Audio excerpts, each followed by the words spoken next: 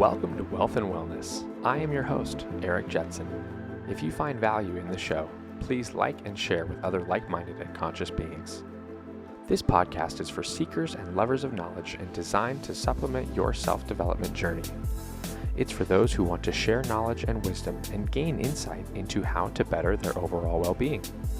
I created this podcast with the intention of sharing my journey to wealth and wellness, hoping to inspire somebody to make changes in their life.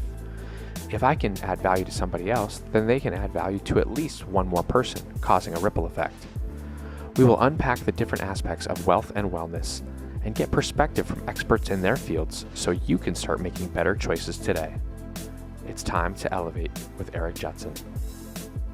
Today's guest is a husband, father, and carpenter in the custom home world. He's originally from San Bernardino, but growing up playing baseball in Yuma brought him to Phoenix, Arizona, where he got a degree in mathematics with an emphasis in education. He parlayed that into a 6-year career serving inner city youth. With the current trends in public education and of his own personal life, he felt that it was time to step away and pursue other passions, to which carpentry doors opened up. I admire this man's eagerness to keep learning and to be able to pivot when needed. I'm excited for him to share his wisdom and get his perspective on wealth and wellness, as well as how to be an effective learner. He has a selfless heart and seeks opportunities to make an impact in society and future generations. I had the great pleasure of introducing our guest and my friend, Beaudy Schafman. Beaudy, thank you for coming on the show today. It's good to see you again, and it's been exciting to watch the life that you've created for yourself and your family. I'm really looking forward to you sharing with us today. Thanks, brother. Thanks for having me on. Absolutely. So why don't we kind of just get to know you a little bit? Why don't you, dive into your journey a little bit and what got you to where you are today? Yeah. So grew up in a single mother household for a little bit. Had a stepdad join the picture pretty early on, but the longest tenured man in my mom's life, except for my grandfather, of course. And so she kind of learned a lot about hard work from her. And so anyway, just kind of got into sports at a young age, got into church at a young age, tried to stay in baseball, kind of became my first love. And that got me through high school and got me to college. I paid for a little bit of college. I played at a junior college, came back to Phoenix, attended Grand Canyon, tried to walk on there, and basically was told that I wasn't going to see the field. So at that point, I decided that I was going to focus on my career because I knew baseball wasn't forever. And so then the conversation or the thought was happening, well, what do I want to do with my life besides baseball? And so I was thinking about the men in my life that had an impact aside from my grandfather and my stepdad. And I just kept coming back to baseball coaches. And so I'm like, okay, well, I have this knowledge of baseball, the sport that a lot of kids like to play. And so I want to take that and I want to go where nobody else wants to go. And so then I got this desire to serve the inner city because it's hard, especially in Arizona, man. It's hard to get teachers, especially with that demographic and just how tough it can be. And so I wanted to go where I was needed. And so that's how I chose my degree in math, because who loves math, right? Like, not me. Anytime yeah, dude. I used to tell people I was a math teacher and they're like, why? So that's basically like, because I don't, in terms of education, I don't have a whole lot of skill in math or a whole lot of skill in English or science, but I had love for the kids. And so that drove me to learn the math because I knew that if I learned it, then I could speak their language. You know what I mean? Like I knew their struggles, I knew their speed bumps. And so I wanted to be that teacher for those students. And so I got a job at, I'm not going to say the high school, but I got a job at a high school in South Phoenix here. And so then taught for 6 years and then had a couple kids, got married, and kind of realized the struggle in finances, right? Like the life of a teacher can be tough sometimes financially. Mm-hmm. I was lucky enough that my wife came in and she was extremely financially stable. But my whole life growing up, finances were never really talked about. I read a book called Rich Dad, Poor Dad when I was in college, and my family was really the poor dad. And I didn't really grow up wanting for anything. I never felt like I missed out on things. But looking back now, travel ball was never an option for me. We couldn't afford to be on the travel ball team. We couldn't afford to send me to private school, even though the coach was offering a scholarship for me to go to a private high school. Just different things like that. My whole childhood growing up was we're going to the store and, hey, can I have this? Well, no, we can't afford it. Mm-hmm. What about this? Oh, no, we can't afford that. And I don't want to sound negative on my childhood at all, but it was what it was at the time. And now that I have kids, I want more for them. I would like to be able to say to them, no, not no because we can't afford it, but no because you don't need that. You know what I'm saying? Definitely. No, that's awesome, dude. And I can absolutely resonate. My dad raised 5 kids on his own, and there was definitely no excess. And I was a baseball player too, and I couldn't play club ball. I was lucky to get a bat finally, when I got to high school. And, and even then it was not the DeMarini that I wanted, but, and yeah, being in that association, that environment, yeah, it's a competitive environment, not only on the field, but off the field as well. And that mindset, we don't realize it until we get on into our own situations and have our own families where we're like, oh yeah, that's why I think about money the way that I do. It's that's how I was raised. So what kind of shifted your mindset when it came to shifting that narrative inside your head about money and making it positive? Yeah, so I've always kind of been a saver. If you ask any of my family, they'll tell you that and it's just because, like I said, I just kind of grew up thinking that we didn't have money, I guess. And if I wanted something, I had to do it myself. And so I started saving money and whatever, and got a job at 16 and started working on the side with my dad and, things like that when my dad came back in the picture doing floors with him. So I think money was always kind of there. It was almost like the fear of not having it, if that makes sense. The fear of spending it, and so that was always kind of there. And then when I finally got my first big boy job as a teacher and started making my paycheck, I'm like, oh, this is pretty good money, until the bills started rolling in. It's like, oh, this isn't a lot of money. And so I think, I've always wanted, I like nice things, man. I like nice things. I like vacations, I look forward to vacations. I like to look good and all those things, and all that stuff costs money. And so, after the bills, when there wasn't a whole lot to go out to eat with your friends after, or, when it was a struggle to buy a pair of Vans, I was like, okay, we gotta figure something out. What can I cut out, or what can I do to increase my revenue monthly, or whatever it may be. But it wasn't until I was a grown adult paying my own bills, getting my own paycheck, and thinking that it wasn't enough to live the life I wanted to live. And I think a lot of the times we have to experience that firsthand. We got to go through it and live and learn, and make not make those mistakes, but just experience it for ourselves and see how quickly it adds up, and see, if we don't control the income, we certainly don't control the outcome. And, maybe that would inspire us to do a budget, see where our money's going. And it's a simple calculation, really, how much is going in, how much is going out. And we'll circle back around where we pay attention to, because really nowadays we're paying with our attention. Everybody is fighting for our attention, and where the attention flows, the energy goes, and usually our money as well. So let me ask you, as we're talking about, money, and tell me, what do you think about wealth, and how do you describe wealth? And that's part one. Part two is, do you feel wealthy in other ways, or can you be wealthy in other ways other than financially? Okay. So for the first question, wealth for me, at least at this stage in my life, isn't necessarily a dollar amount, but it's a freedom. And it's the freedom to do what I want, when I want to, for who I want to, and with who I want to.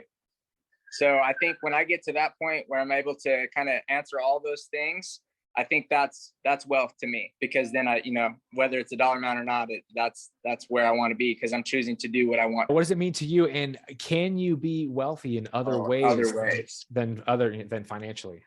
Yeah. So that kind of goes into the first answer, because to me, I think time is the most valuable asset we have. I think a lot of people are obviously, you got to put time in to be successful or to be good at something and to make money. It doesn't just happen overnight. Mm-hmm. However, time is valuable. And I think when you start valuing your time and kind of start looking at time in hours and minutes in terms of dollar values, I think you start realizing what's worth your time and what might not be worth your time, or what's a waste. And that's why, for the first response, being able to do what I want, when I want, with who I want, and for who I want, it's not a dollar amount, because that's just a freedom of time. If I wake up at 9 o'clock in the morning, one day I want to go build a house for Habitat for Humanity, I'm going to go do it. That's the ultimate goal. And so obviously not there yet, but that's what wealth means for me. And that's what I'm striving for. I love that. And I can resonate. And it sounds like you want to create a certain legacy for your family. So, unpack legacy to you. What does that mean? And what's your vision for your future and your legacy? Yeah. So I get caught up in that sometimes, because I'm kind of a dreamer. So I'm really trying to stay focused in the now and focus on what I can control. And that's my effort and my attitude. And so I look at my legacy long-term, and, dude, when you're growing up, you feel like you're going to be a world changer, right? Like, some people do. I felt like I was going to change the world. And then I joined teaching and thought I was going to change the face of education. And I may have changed a few individuals, I don't want to discredit that. But in terms of legacy, man, it's when you die, that dash in between your tombstone, like to the year you're born and the year you die, that dash is your legacy, right? So what did you do in that dash? And so for me, I think I need to focus on my family. I was pouring so much into these kids, it started taking away from my family. And that's why you do it, right? But now that I have 2 kids of my own, my legacy is, who do they see their dad is? When I'm gone or when I'm not around, I want them to talk about me as a hardworking, healthy hustler. Like I want them to think about that because I'm the vision of a man for them. Mm-hmm. I have a son and a daughter, and they both need a good role model of what a dude in America should be, in my opinion. And I think that role directly comes from the father.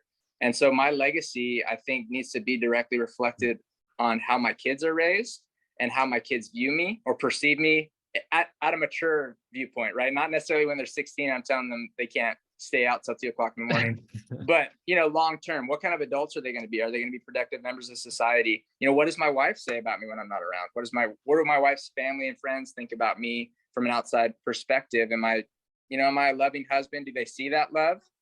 Do they, just things like that? I think that's where I'm trying to focus my legacy on.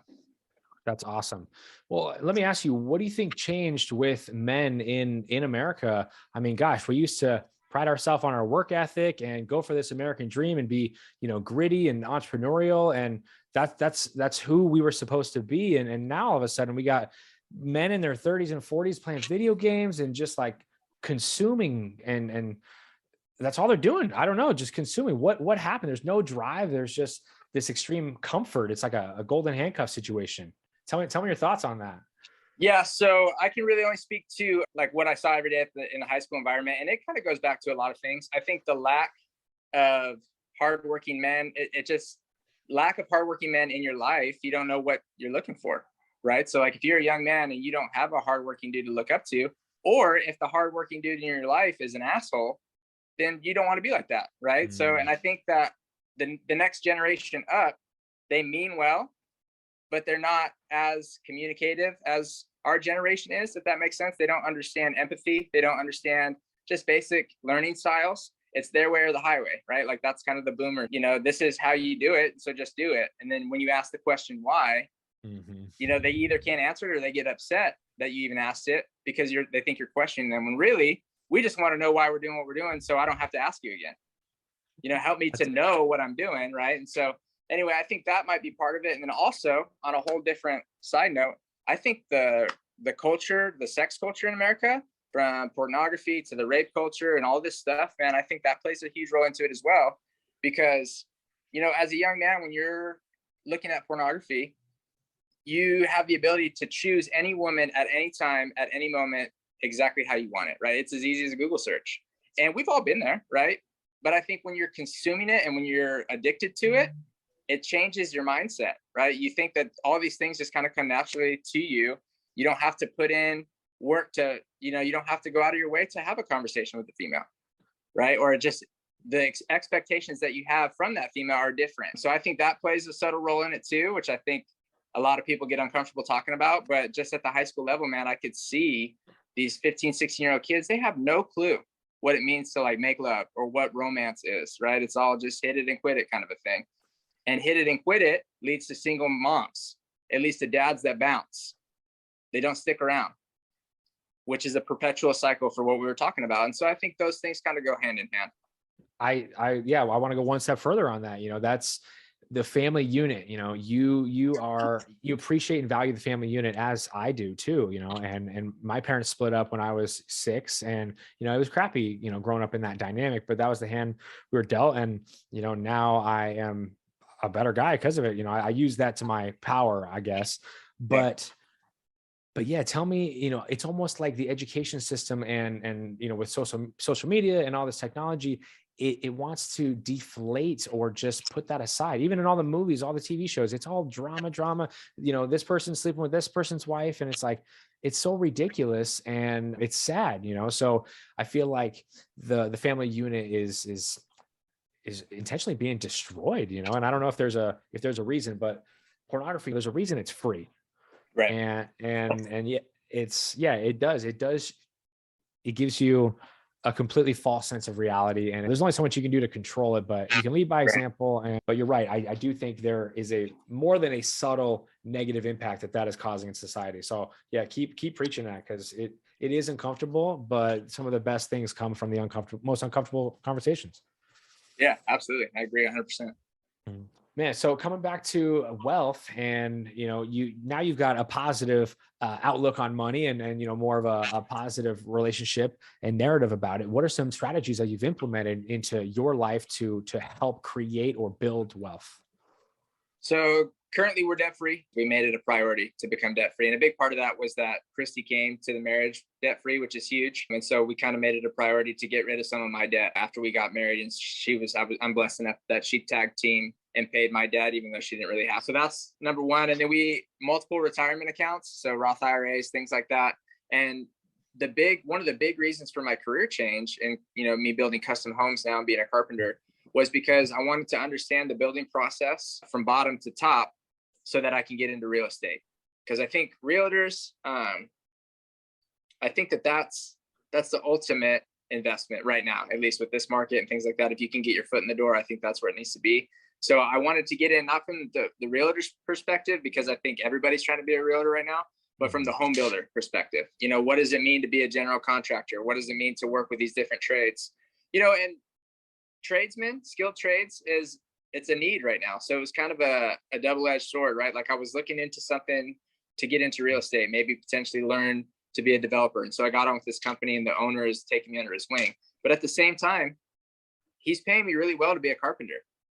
So it was like a win-win, you know what I mean? I got a raise. I left halfway through the school year and got an immediate, double-digit raise to build houses, because they just can't find anybody that wants to work hard.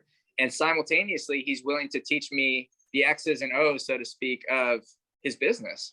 And so it's been a win-win. And I think that that's the long-term goal, is to try to figure out how we can get some rental properties or kind of be a flipper or whatever it may be, whatever that looks like, or just, build custom homes for people. But that's long-term.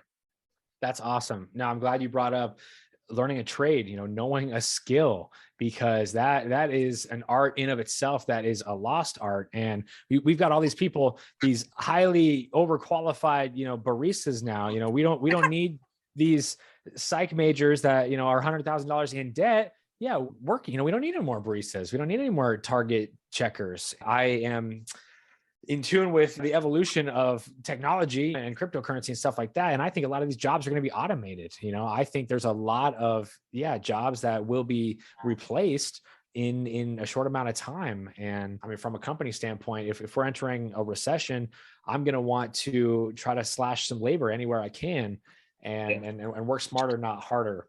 And that brings me to my next topic about working smarter, not harder. What's some advice you have for these young guys that might have that work ethic, that old school work ethic, but they don't necessarily know if college is a good idea? What might be some advice you have for these guys?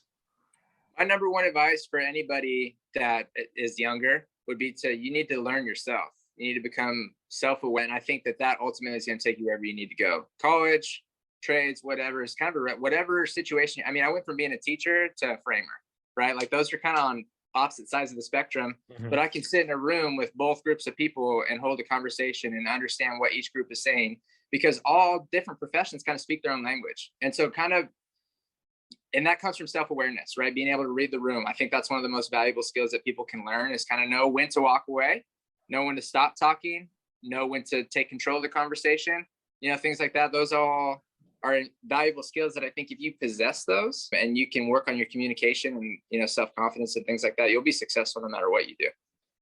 I love that, because that's something that we've learned how to do, is read the room. But I feel like there's a lot of people out there who don't know how to do that, or even they wouldn't even want to do that. They come into a room and they often kind of slide along through the back, and, they don't want to be seen, So is there a benefit to coming in and being a presence? And, what is maybe one easy step that someone can take to increase their overall self-confidence so that they can be somebody and be more of a thermostat instead of a thermometer in a room? Yeah, that's a good question. So as far as, do I think that there's value coming into a room? I think that if that's your personality, right? So for me, I'm not sure if you're familiar with Enneagrams or anything like that, But my personality is extremely outgoing, and I'm what they call an achiever. And so like naturally I step into a situation and I just want to be the best, or naturally, I want to like let everybody know that I'm here to stay, kind of a thing. That's just like innately who I am. And so that's me. When I cold called the owner of this company, I told him, in 3 to 5 years, Matt, I want to do what you do. And he met me in person and kind of walked him through the job site. I met the crew. I kind of told him everything I know.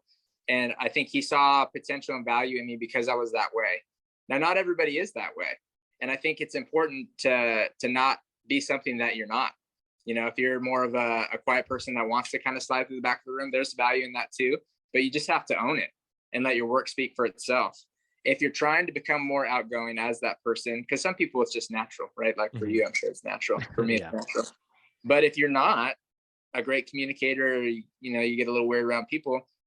I think, honestly, going back to the last response, the best step that you can do is to learn more about yourself. Because the more you learn about yourself and the more you learn, the more you're at least aware of insecurities that you have, the more you can prepare for them, right? So if you're going to a situation where you're normally like scared to talk to people, you might not know anybody, whatever. If you know that about yourself before you even get there, you can start kind of preparing for it, right? Preparation is the key to success. And I know that might sound crazy to prepare to go to like a house party or something, but sometimes it's necessary for people that don't necessarily have those skills or that confidence. And you'll see the preparation, like when you have that preparation, you get the opportunity. That's what breeds success. And when you get a little bit of success, then confidence happens and then it becomes more natural. Sounds like a snowball effect. Yeah. And it sounds like it doesn't happen overnight either. It's going to take some time, and we got to learn to be patient. And that's another thing that we as millennials and future generations are struggling with. I think we want that instant gratification. We see all this stuff on Instagram. Yeah. Boom. Hey, it must be easy. Everyone looks successful, but we don't realize that they're only posting their best days. They're not posting their worst days. So being an ex ball player, do you have some advice now that you're a little bit older and you've lived through this to the young guys that, because there is a lot of pressure. You reach that point where, you're in high school and you're like, okay, I want to play college ball. I want to go pro. And like, that's the dream, right? Everyone wants to be a Major League Baseball player. But is there a point in time that, looking back, would you have hung up the cleats a little earlier? Or would you, say to these ball players, hey, really, really look at your life and be honest. Are you going to be a Major League Baseball player by 25 or 30? And is that the life you want? Do you want that lifestyle of traveling all around? You're like, look at all the things that it comes with. Or do you say, stick with it, go for it? Yeah, that's a delicate balance, right? I think that kind of goes back to the whole self-awareness thing. So for me, I'm 5'7", and back in the day I was 140 pounds. So I'm a small guy, I'm not a very big guy, but I was a shortstop. And in the state of Arizona, 6'4" shortstops that are 220 and throw 90 miles an hour, they're a dime a dozen. You can get those anywhere. And so that was my position, though. I was a middle infielder. And so I think even though I put up some good numbers, I was all region, obviously I played in college, right? So I was good enough to garner some attention. But I think I knew right away that professional ball was out of the question. Because when you're in high school or even in college, if you're going to go pro, they're already talking to you, right? And so I think that self-awareness for me kind of came early on. I just knew that if I could get some school paid for or just play as long as possible, I was going to be content. But at the same token, I also believe that people can learn anything. I think people can be great at anything if they're willing to put in the amount of work it takes. And so when I was a baseball coach, I used to tell the boys to fill their cup. And what I would tell them is that everybody's born with a different size cup in terms of baseball talent. This is what I was telling them. Some dudes are born with a shot glass, and that's all their talent that they're going to have for baseball. Or some dudes are filled, they are born with a thirst buster, 32 ounces. My goal as your coach is to get you to fill that cup. And if you've reached your full potential, then I've done my job and you've done yours. You've done everything you can, right? And so I think you have to learn or understand or seek advice on what cup do you have, right? Like what size cup do you have and how much are you willing to fill it? Because there's dudes with shot glasses worth of talent that are in the big leagues right now, but they kept filling that mother every single day, right? So it's just a matter of, do you know who you are? Are you willing to put in the work to be the best you can be every single day? I love that. Every conversation I've had over the last couple of weeks, it's come back to looking inside, and it's all, everything we need is inside. But society is teaching us, telling us everything we need is outside of us, and we need this product to make us look prettier or skinnier or more energized or whatever it is, or live longer, all those things. So it seems like there's a common thread. Tell me some things, shifting over to wellness, that you implement in your life to keep you balanced. I mean, you wear a lot of hats, and it sounds like, you are a learner, and you're intellectual, and you're an analyzer. So obviously you got to slow down at some point and get present. So how do you unwind, relieve stress, and focus on your overall well-being? Yeah, I think I have a lot of hobbies. I have a lot of things that I enjoy doing, and I try to do them as much as possible, like golf, riding my motorcycle, kind of working on things around the house. But I think the number one thing that gives me balance is my relationship with Jesus Christ, my faith, because as a Christian, my belief is that all peace comes through him. And so anytime I get anxious or hinked up or whatever it may be, that's my source and that's my go-to. And that might not be the same for everybody, but for me, that meditation in the morning, if you ever read about CEOs, they always have that 30-minute meditation time or whatever it is in the morning. Well, for me, that meditation is my prayer time, talking to God and asking him to be with me on the job site, keep me safe, help me be a better dad, help me be a better employee, help me be a better husband.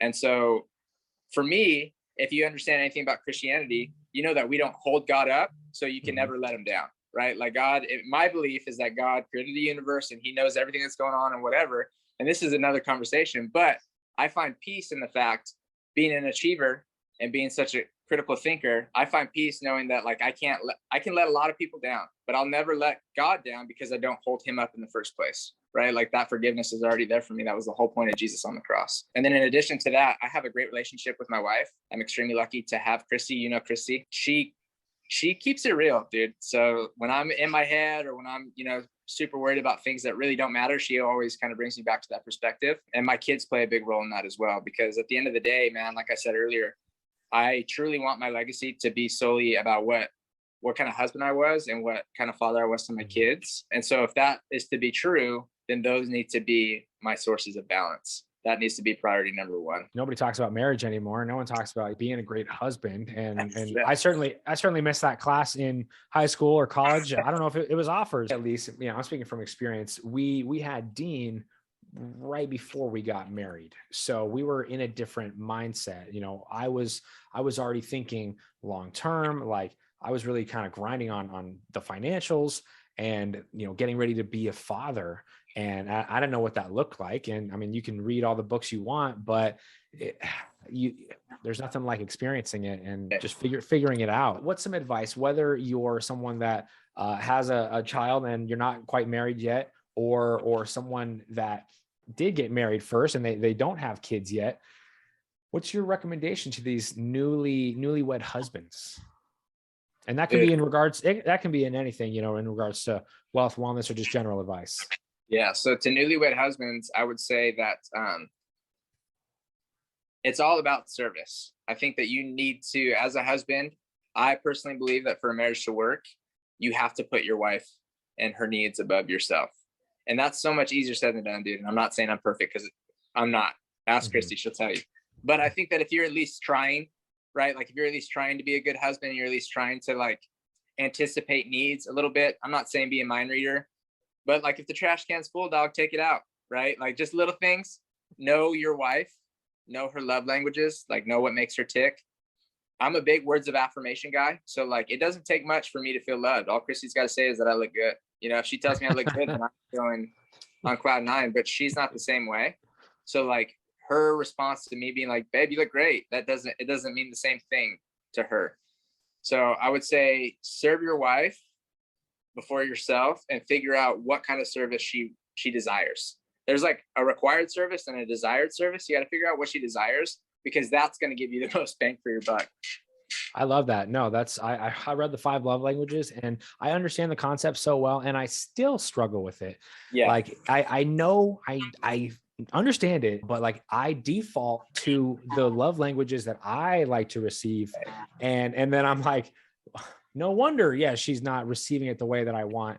And it's like, it's this silly cycle that I get caught up in. So yeah, I would definitely recommend knowing, and just enforcing that fact, knowing your love language. And gosh, you almost have to rewire the brain a little bit at first. And because our relationship, yeah, it's tough. Our relationship is flip-flop. Like, she wants compliments and I don't really like getting compliments, and it's like kind of uncomfortable. So I don't give them because I don't really like getting them.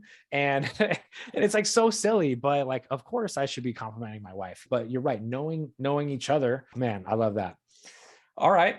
So we talked about legacy. We talked about wealth building strategies and a little bit about where you're at and your vision for your future, and learning a trade and, why that's valuable, and understanding different life skills. Us being in the information age, with there being so much information out there, when we finally figure out who we are, what our purpose is, we're balanced, we got some money in the bank, and now we want to rock and roll and learn something.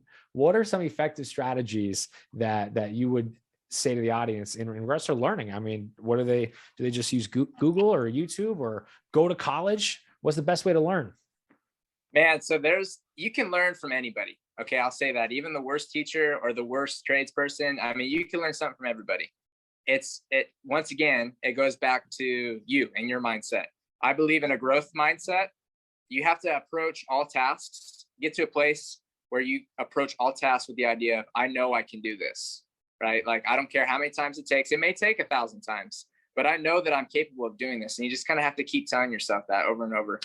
A lot of times, especially in public education, a fixed mindset is what most people have. They're kind of wired that way. That's why when I would tell people I teach math, everybody's like, oh, I don't like math. Well, why don't you like math? Because I'm not good at it. Says who? What happened? Well, you failed one test, or you got a C or whatever. And so I think that, and then on a separate tangent, like all that stuff, like a lot of times you're graded off behavior in high school, right? Like bell work, you'd get 100% if you did your bell work. Well, bell work is, you only do it if you show up on time. What about the kid that shows up 10 minutes late, but knows it? Now he doesn't get the points for bell work because he was 10 minutes late for whatever reason. So learning is not necessarily what happened in either public or private school, right? Learning is actually knowing the topic and being able to produce and reproduce that topic, whatever it may be. So I just think that you have to understand, like, you got to practice and it's practice and it's practice and it's practice. And if you have that positive mindset and you continue to get better and put yourself in situations where you fail and not being afraid of failure, that's a tough thing for me, right? Because I'm learning, right? I'm learning how to build houses. Failure for me means I messed up something on somebody's house and it costs money, right? And now I got these 60-year-old dudes that have been doing it since they were 18, looking at me like I'm an idiot. You get insecure and you're embarrassed and you don't want it, but you can't. Everybody's been there, no matter what it is. Nobody just rolls out of bed and is great at something. There's always some sort of learning curve. And so I think knowing that you're capable of doing it, you just have to be willing to put in the work, is going to be the biggest thing to learning anything, whether it's Google or YouTube or going to school. Or, there's so many different learning platforms, and everybody's an expert now, right? Like everybody's got something to say. And so that's what I was saying earlier, is you can learn something from anybody. Maybe you don't like my voice, so you're not going to learn math from me. That's fine. Go into Khan Academy, or, go to a different math teacher's classroom. Like, we're all kind of doing the same thing, and we're all kind of doing our own little twist on it. But you can learn something from anybody.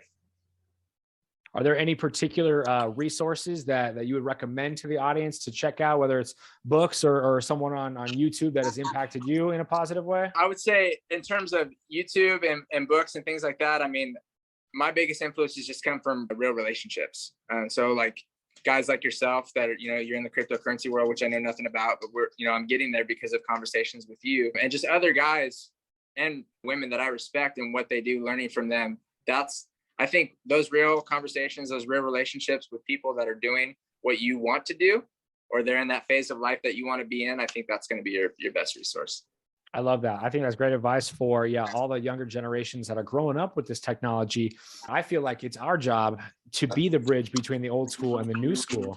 And right. Like, my dad's a musician, and I love classic rock. I love, Beatles and Stones and, Led Zeppelin and all that stuff. And like, my kids might not even really know about it. So, I'm like, all right, how do we keep the old school alive? Because there's so many like sayings and just great concepts that I've learned, from my dad, from my grandpa, because they're tried and true. So Right. I just want to make sure that nothing gets lost through this shift, because there is a big technological shift. And I think, yes, we're globally more connected via the internet, but really more disconnected, in my opinion, because we're having these conversations, via screen. I think investing in yourself, putting yourself in physical situations is only going to benefit you, and it's going to make you uncomfortable. I mean, it's very easy to jump onto a Zoom, like a masterclass or a webinar that's got hundreds of people on there, and you can kind of hide and just absorb the information, but you didn't feel what it was like. You didn't experience what it was like to be there in that arena and to meet the person next to you and have them hug you and just like feel their vibration, and the whole like 6 feet away, you can't feel somebody's vibration or their frequency, from 6 feet. So just saying, that's what I'm learning, is just fall in love with becoming and fall in love with the process, because for so long I've been too outcome focused, putting something on a pedestal, whether it's a dollar amount or a job title or whatever. And like, I'm glad we touched on faith, and it's a strong pillar for me. And yeah, it keeps me balanced, and my relationship with God has just strengthened so much over the last couple of years. Growing up, you'd hear some people like, oh, Jesus saved me, and you think that person is kind of like out there, or it's like, yeah, they're like, oh, they must have had like a trip or something. But now I understand, and I'm like, because I've experienced these like heavy life experiences, I'm like, oh man, I cannot do this with God. I don't want to do this without God. And at the same time, I grew up Catholic, so almost I've got this bias where like we learned that God was a God of fear, not a God of love. And now I understand he's a God of love, and I've got nothing to be afraid of. And, he's not going to judge me if I make a mistake. And that's the best part. Now I'm having fun with life, to just simplify. As we talk about wealth and stuff, and it's like, yeah, it's all great, but it's no dollar amount. It's no pinnacle. It's who we're becoming. And it's the freedom. It's the ability to, when I'm done, talking to you, I can go out to the living room and, go snuggle with the kids and, like just, have that integrated life. And like, no one's telling me to be anywhere, and I just do what I want. And that's wealth for me. Yeah, no, absolutely, man. Like, you could grind away 60 hours a week to make money, but if you're never there for your family, what's the money? What good is the money? Yeah. They're going in without you while you're busting your tail. So it's finding that balance, and, it's getting to a certain point, right? Like we talked about earlier, the process and working hard for a goal. But for me, similar to you, my goal is to be able to ultimately get to a place where like my time is mine and my family's, not my boss's. I really appreciate you coming on and sharing. Thanks for having me on. This was a blast. I appreciate you sharing your insight.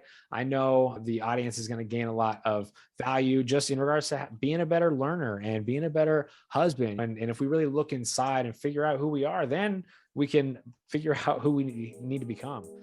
Wealth is not just about material possessions. It is prosperity of the mind, body, and soul.